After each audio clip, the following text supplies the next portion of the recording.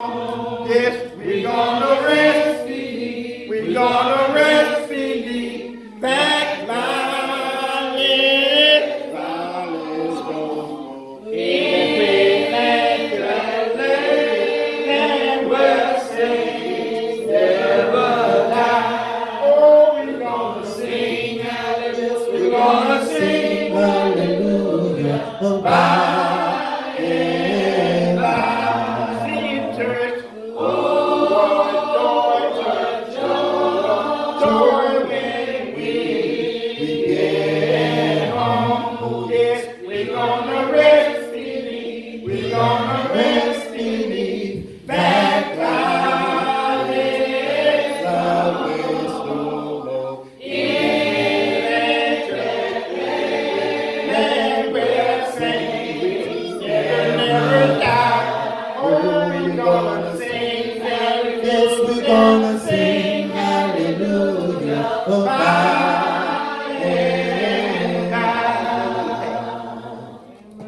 Let the church say amen.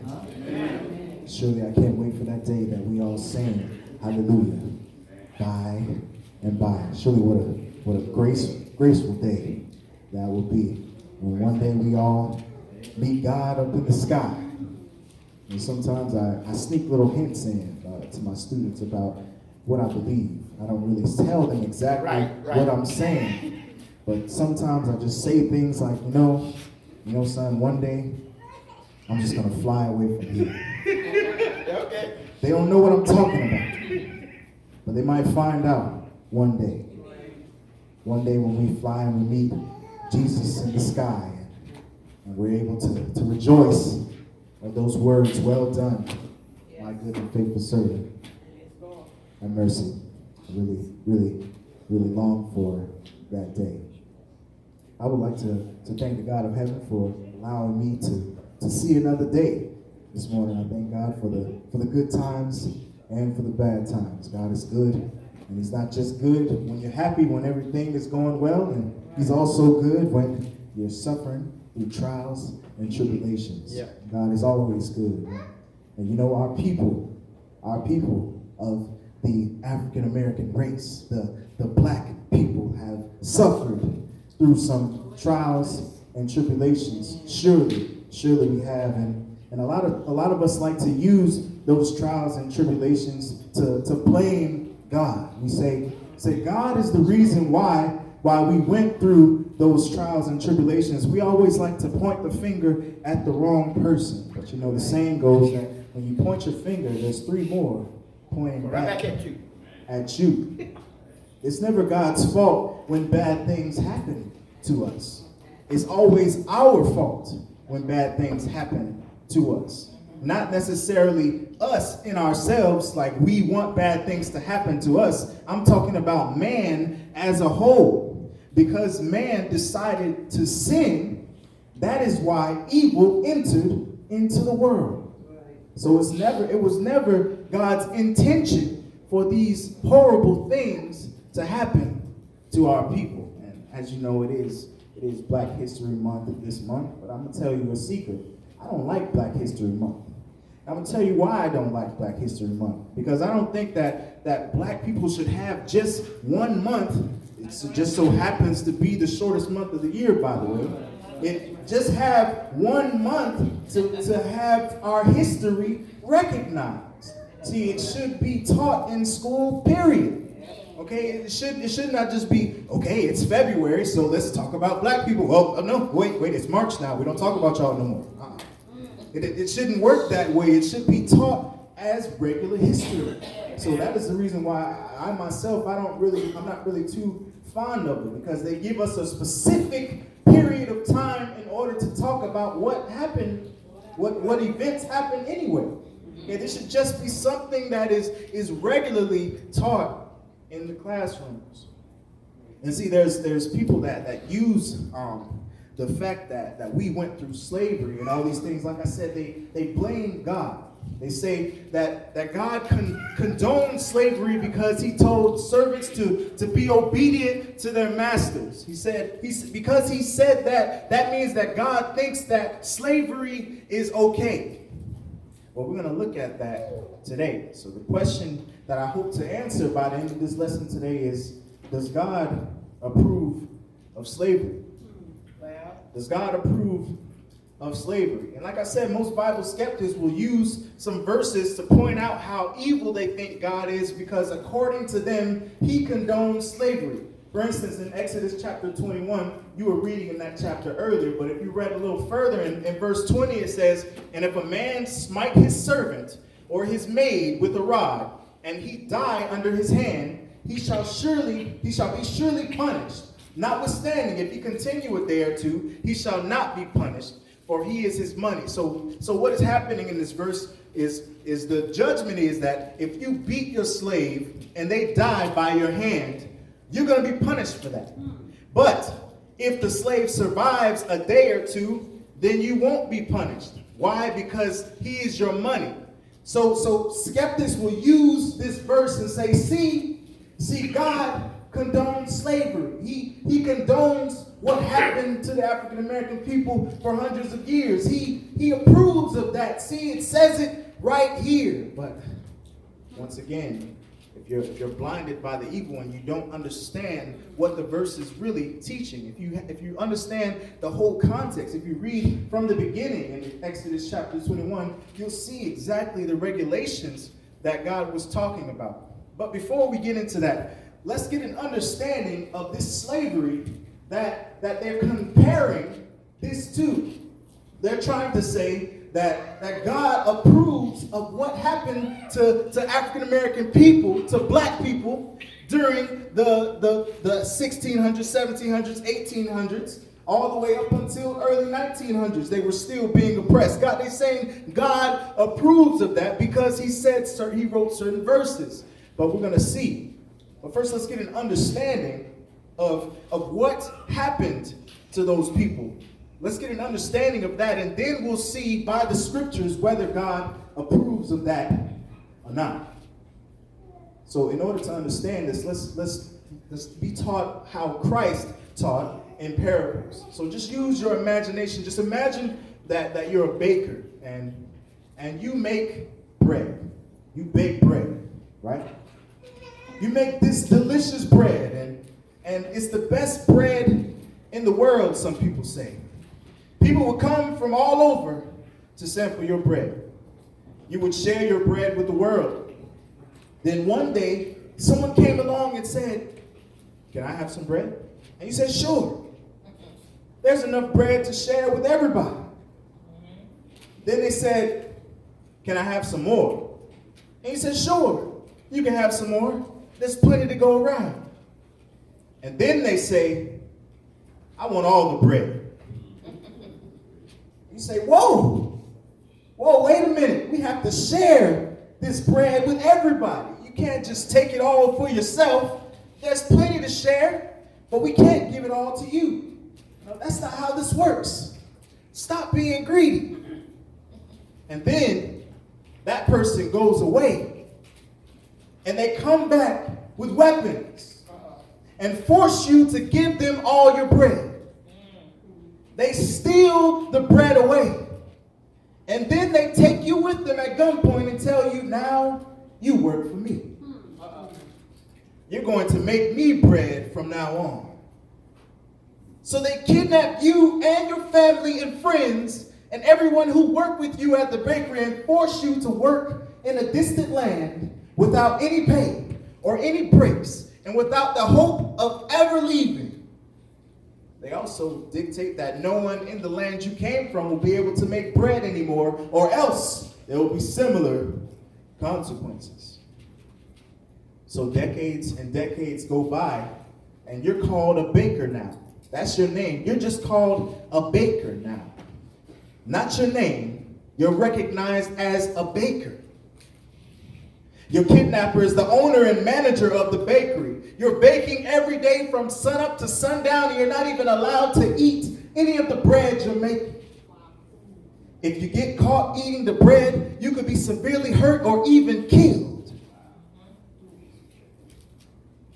You don't want to get in trouble, so you gather the crumbs at night to feed your family while the bakery owners and managers are asleep. chitlins.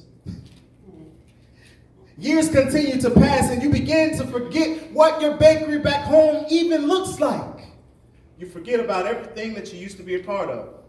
All you know is the kidnapper's bakery. Your children are born into the bakery and have to work in it and suffer just like you.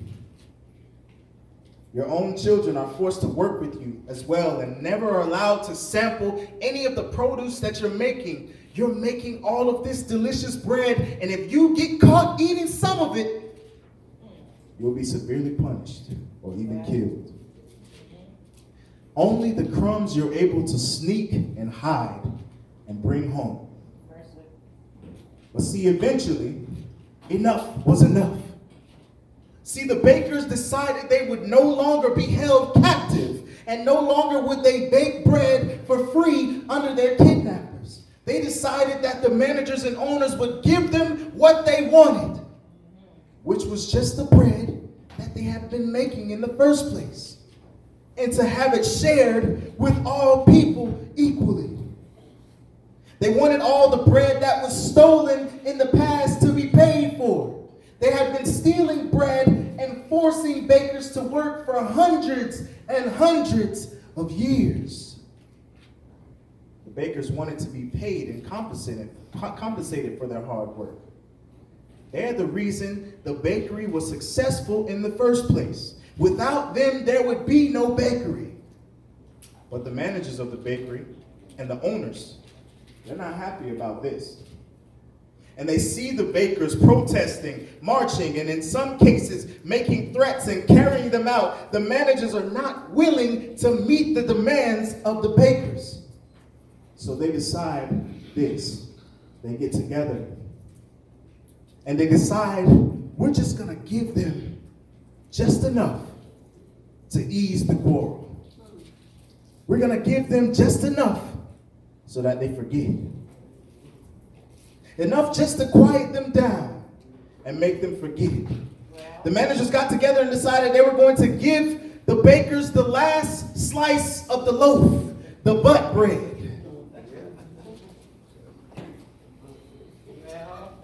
The crust of the bread. See, this wasn't what the bakers had asked for, but the bakers thought it was better than nothing, so they took it. Things still didn't get better for the bakers. But the bakers still had to bake, and they still weren't paid. They were still hurt and punished for not doing what the owners and managers made them do. People were still hungry and starving, all the while the owners and managers grew rich from the bakers' work. The bakers began to forget where they came from and forget why they were fighting and settled for the crust of the bread. They were content, even though they were given the crust of the bread unjustly. Time went by, and sadly, people came along and took bites out of the crust of the bread that they had. They came along and took from the little bit that they had. They had even less than that which was given to them unjustly. Even the managers had taken the recipe of the bread and they called it their own bread. They said, I made this bread. They changed the name of the bread and told the world that they invented it. And that is their original recipe. The bakers get no credit. And when the bakers speak up, they're told to get over it. Forget about it. That was a long time ago. Forget it.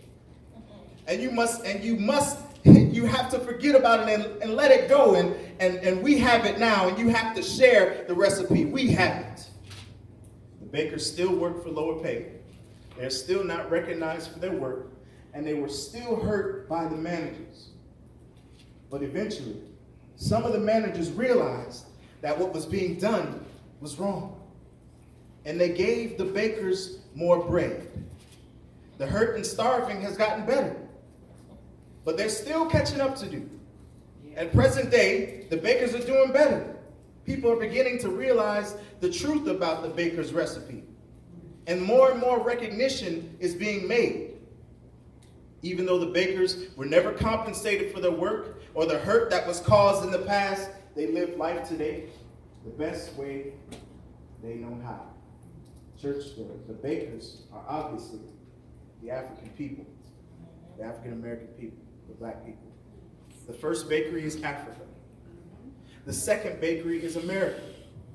And the bread that they're baking is freedom. Freedom and life and all the things that pertain unto it. And help with the quality of life. See, this puts you in the mind of what slavery was without actually going through all the graphic and horrific things that happened. But some people think that God approved of this. Some people think that God approved of people getting lynched and people getting beat to death and masters going and sleeping with the slaves and... Nowhere in the Bible.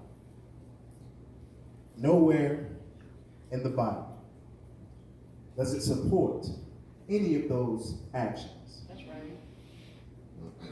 See, God loves us. And his love, his perfect love, would never allow him to do something or allow something like that to happen. What has happened is the sin of man has caused his own destruction. Amen. What God will not do is make you follow him. Well, God will not make you do the right thing. We have free will. amen. Free will is a blessing, Yes, it is. but it also can hurt. Because everybody can do whatever they want to do. That's it. But there's also consequences. Yes. See, let's look at God's love. His description of love or charity in 1 Corinthians chapter 13 will tell us that he could never do something like this. Let's look at it. 1 Corinthians chapter 13, starting at verse 4. Here it says charity, but we know that charity means love.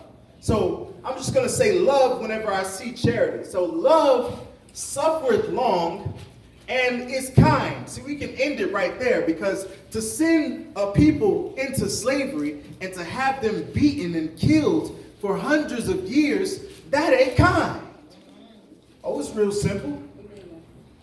That's not a kind thing to do. So here, if God condoned that type of behavior, he will be contradicting himself right here by saying that he is kind. It says, love envieth not. Love vaunteth not itself. It is not puffed up. Doth not behave itself unseemly. Seeketh not her own. Is not easily provoked. Thinketh no evil. Rejoiceth not in iniquity, but rejoiceth in the truth. Beareth all things. Believeth all things. Hopeth all things. Endureth all things. So this description of perfect charity or perfect love cannot be something that would bring about slavery in the way that was brought upon the African American people. So that's the first point. God's love will not allow for him to make something like this happen. What has happened is this is the result of man's sin. And I'll show you that in a little bit. But first of all, there are different types of slaves or servants in the Bible.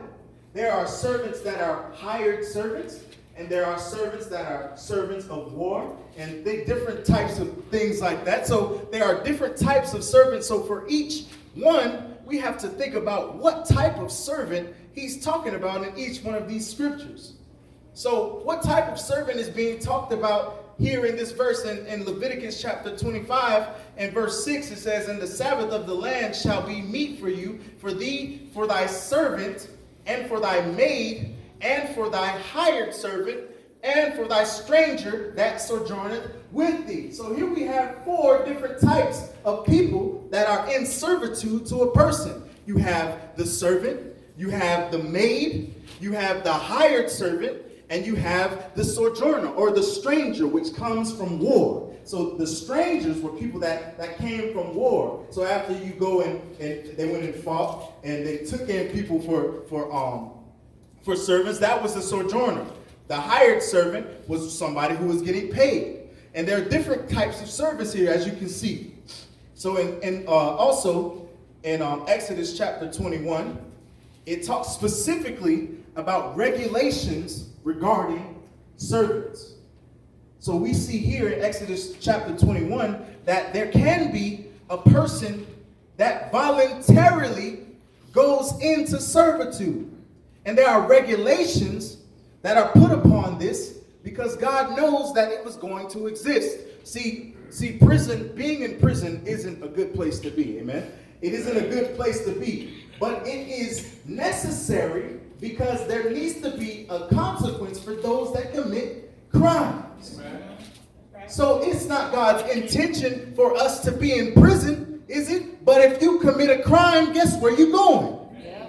So there has to be regulations put upon this situation. So God never intended for us to be slaves of one another, but because it exists, because of man's sin, regulations had to be put upon it. So in Exodus chapter 21, we have these regulations. Now, it says, now these are the ordinances which thou shalt set before them. If thou buy an Hebrew servant, 6 years he shall serve, and in the 7th he shall go out free for nothing. So here's the first contradiction between the slavery that happened to African American people, black people, and the slavery that's talked about in the Bible. The slavery that's talked about in the Bible, the servitude, they serve for 6 years, and in the 7th, they go free. What happened to us? Did any of us go free after 6 years? Absolutely not. Absolutely not. It did not happen that way. So how are you saying that God condoned that type of behavior? That's the first problem. So we have also Hebrews buying other Hebrews. So race is not a part of the reason that they go into servitude. God is not a respecter of persons. Okay? Race is not the reason why this exists. I'm going to tell you the reason why this exists. If you have a debt and you couldn't pay it off, what they would do is they would allow you to go into servitude in order to pay off your debt. For however long it took for you to pay off your debt, you would become a servant in order to pay off your debt, and then you were free. That's how it worked. So he never condoned of this horrible slavery that we hear about, that we went through in the past. So once again, Hebrew servant, 6 years he shall serve, and in the 7th he shall go out free for nothing. If he came in by himself, he shall go out by himself. If he was married, then his wife shall go out with him. If his master have given him a wife, and she have borne him sons or daughters, the wife and her children shall be her masters, and she shall go out by himself. Somebody might be like, well, that's not right. If he has a wife there, and if he wants to go out free, he should be able to take his wife and his daughters with him. Well, that's not what is ordained here. He has the opportunity, the choice, to stay with his wife and child if he so wishes, because the master is the one that gave him those wife and child. So it says here, if his master have given him a wife, and she have borne him sons or daughters, the wife and her children shall be her masters, because they were in the first place, and he shall go out by himself. And if the servant shall plainly say, I love my master, my wife, and my children, I will not go out free. He has the opportunity to stay there with his wife and children. Once again, keep in mind that God did not intend for this to happen in the first place. What he's doing is he's regulating what has already come to pass. So then in verse 6 it says, then his master shall bring him unto the judges. He shall also bring him to the door, or unto the doorpost, and his master shall bore his ear through with an awl, and he shall serve him forever. And if a man shall sell his daughter to be a maidservant, and it goes on and on about the ordinances of a maidservant. So you understand that this is a different type of servitude here. It's a different type of servitude. So what God has done, once again, is he has made a way for this type of thing to be regulated. He has regulated what has come to pass because of sin. Now, if we look at the New Testament, this is where a lot of the verses were used in the past on the African American people to make them obedient to their masters. So these verses were told to them, and they were sent out, and they had them read by other Negroes to other plantations in order to make the slaves more obedient to the masters. So these are a couple of them. Colossians chapter 4 and verse 1 says, "Masters, give unto you," I'm sorry, not this one. It's in 1 Peter chapter 2 and verse 18, it says, "Servants, be subject to your masters with all fear, not only to the good and gentle, but also to the froward." So here, these verses were set out and had read to other plantations to make the slaves more obedient. "Servants, be subject to your masters with all fear, not only to the good and gentle, but also to the harsh." So they use this as an example to make the slaves more obedient, even though they were being harsh to them. And the rest of it says, "For this is thankworthy, if a man for conscience toward God endure grief, suffering wrongfully. For what glory is it if, when ye are buffeted for your faults, ye shall take it patiently? But if when ye do well and suffer for it, ye take it patiently, this is acceptable with God."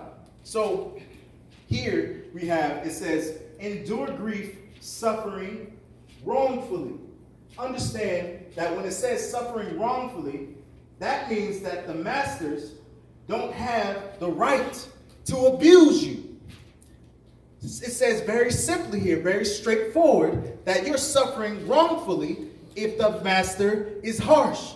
So how is God condoning what happened to us if he says clearly here that if you're being treated badly, you're suffering wrongfully? Also in Colossians chapter 4, verse 1, it says, "Masters, give unto your servants that which is just and equal, knowing that ye also have a master in heaven." So the masters were giving regulations as well, told to treat their servants equally. Okay, would give them that which is just and equal, knowing that ye also have a master in heaven. So what they did was they took scriptures out of context and used them to make the servants more obedient. But then they ignored the rest of the scriptures that condemned them for mistreating their slaves. So in Ephesians chapter 6, starting at verse 5, it says, "Servants, be obedient to them that are your masters, according to the flesh, with fear and trembling, and singleness of your heart, as unto Christ, not with eye service as men pleasers, but as the servants of Christ, doing the will of God from the heart, with good will, doing service as to the Lord, and not to men, knowing that whatsoever good thing any man doeth, the same shall he receive of the Lord, whether he be bond or free." And this is another verse that was used to make the slaves more obedient. But if you read the next verse, "And ye masters, do the same things unto them, forbearing, threatening, knowing that your master also is in heaven, neither is there respect of persons with him." So if we go to the rest of the verse, we see that God is condemning the masters for threatening and abusing their servants. Another example is God rescued Israel from the oppression of Egypt, and he spoke of it as a negative behavior. In Exodus chapter 3 and verse 9, it says, "Now therefore, behold, the cry of the children of Israel is come unto me, and I have also seen the oppression wherewith the Egyptians oppressed them. Come now therefore, and I will send thee unto Pharaoh, that thou mayest bring forth my people, the children of Israel, out of Egypt." So oppression was not something that God condoned, and oppression was something that happened to our people. See, these commandments were given concerning slavery. The ones in Exodus chapter 22 or in verse 21, chapter 21, verse 1 through 21. But also in Exodus chapter 22, verse 21, it says, "Thou shalt neither vex a stranger, nor oppress him, for ye were strangers in the land of Egypt." So what is he saying here? He's saying, don't abuse a stranger, one that you've taken in as a servant, nor oppress him like we were oppressed, for ye were strangers in the land of Egypt. In Deuteronomy chapter 24 and verse 14, it says, "Thou shalt not oppress an hired servant that is poor and needy, whether he be of thy brethren or of thy strangers that are in thy land within thy gates." So here God 2 times has condemned oppression. So we have to understand that these types of servitude are completely different. This is not where somebody has gone into the land and kidnapped somebody and taken them back into their land and forced them to do labor. This type of servitude that God is regulating is the servitude that happens when you reach rock bottom and you have nothing and you're in debt. You have the option to go and become somebody's servant, which will pay off your debt, and they will also provide you food, raiment, and shelter for you and your family. So this is the regulation that God was making. God does not condone the type of slavery that happened to us.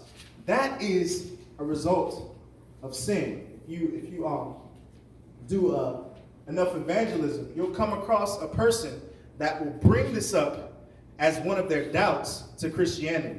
They'll say, how can God be a loving God who condones slavery, who condones beating of slaves? And they'll bring up all these verses and they won't have the understanding. So today, hopefully you have the understanding to where you can teach them to go into the right path and understand that God is loving, and he is a completely moral and amazing God that will never do himself what happened to us.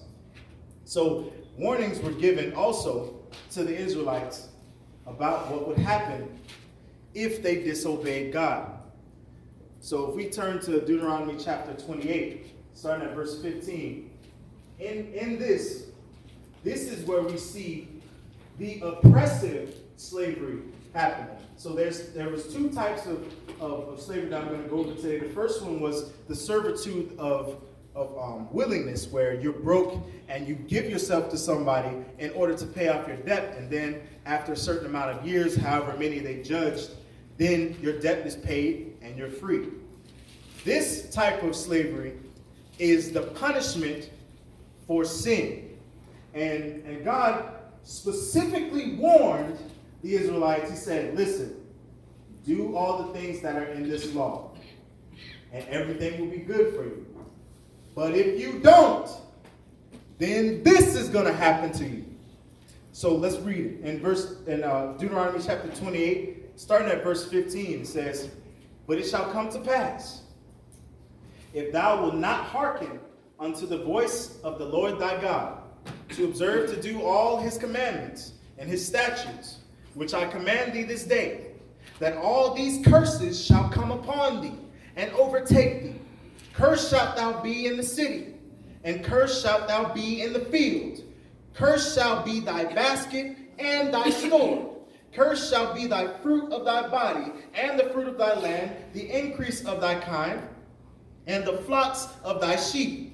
Cursed shalt thou be when thou comest in, and cursed shalt thou be when thou goest out. The Lord shall send upon thee cursing, vexation, and rebuke, and all that thou settest thine hand unto for to do, until thou be destroyed, and until thou perish quickly, because of the wickedness of thy doings, whereby thou hast forsaken me." So looking at skipping to verse 29, it says, "And thou shalt grope at noonday, as the blind gropeth in darkness, and thou shalt not prosper in thy ways, and thou shalt be only oppressed, and spoiled evermore, and no man shall save thee. Thou shalt betroth a wife, and another man shall lie with her. Does that sound familiar? Thou shalt build an house, and thou shalt not dwell therein. Does that sound familiar? Thou shalt plant a vineyard, and shalt not gather the grapes thereof. Does that sound familiar? Thine ox shall be slain before thine eyes, and thou shalt not eat thereof. Thine ass shall be violently taken away before thy face, and shall not be restored to thee. Thy sheep shall be given unto thine enemies, and thou shalt have none to rescue them.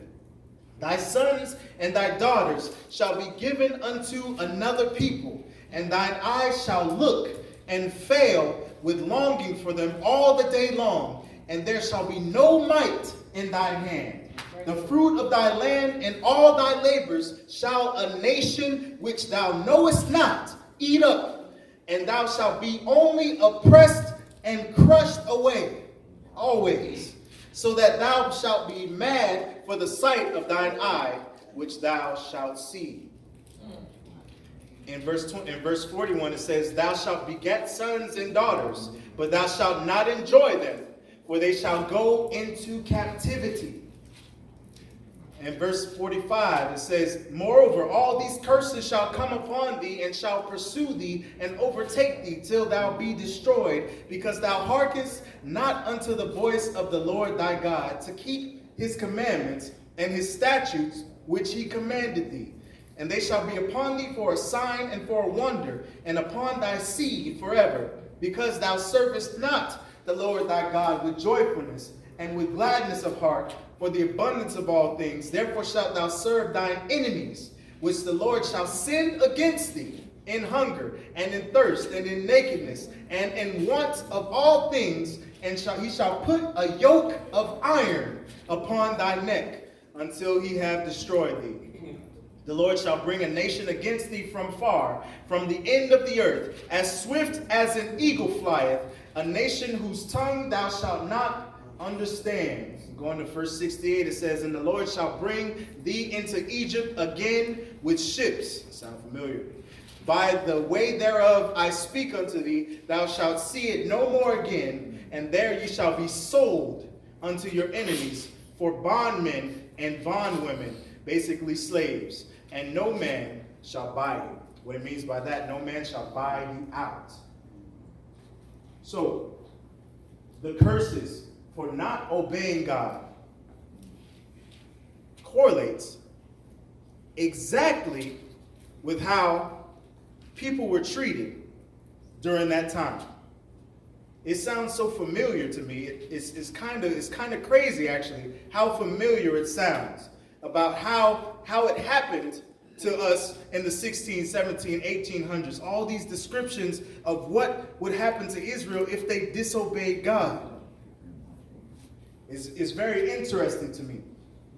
So some examples of God carrying out these promises. He told the Israelites, say, listen, if you do this, this is going to happen. You ever tell your child, listen, touch that again, and I'm going to pop the mess out of you. And guess what? When they do it, guess what they expect is going to happen? What did they expect was going to happen? They get popped, exactly. So what happens when God tells you, listen, if you don't obey me, this is what's going